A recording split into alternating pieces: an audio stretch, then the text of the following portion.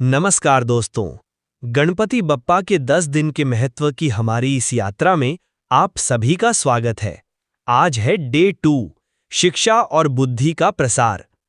गणपति बप्पा को विद्या और बुद्धि के देवता कहा जाता है। जब वे धरती पर आते हैं तो दूसरे दिन वे हमें ये सिखाते हैं कि ज्ञान ही असली संपत्ति है और विवेक ही जीवन की शक्ति। मित्रों, धन, मान और पदवी तो समय के साथ घटते बढ़ते रहते हैं, लेकिन जो ज्ञान हम अर्जित करते हैं वो जीवन भर हमारा साथ देता है और हमें ऊंचाइयों तक ले जाता है।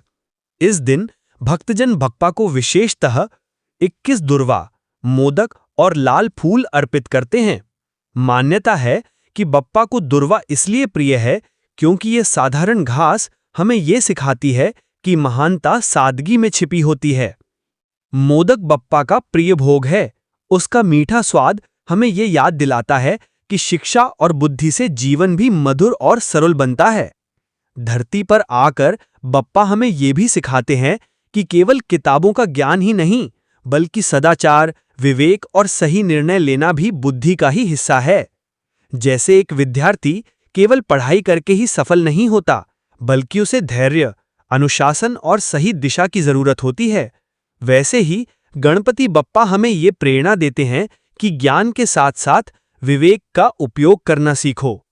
तो दोस्तों, डे 2 का संदेश यही है कि शिक्षा जीवन का सबसे बड़ा धन है और विवेक उसका सही उपयोग करने की कला। गणपति बप्पा हमें यही आशीर्वाद देते हैं कि हमारे जीवन में सदैव ज्ञान और बुद्धि का प्रकाश बना रहे। गणपति बप्पा मोरया।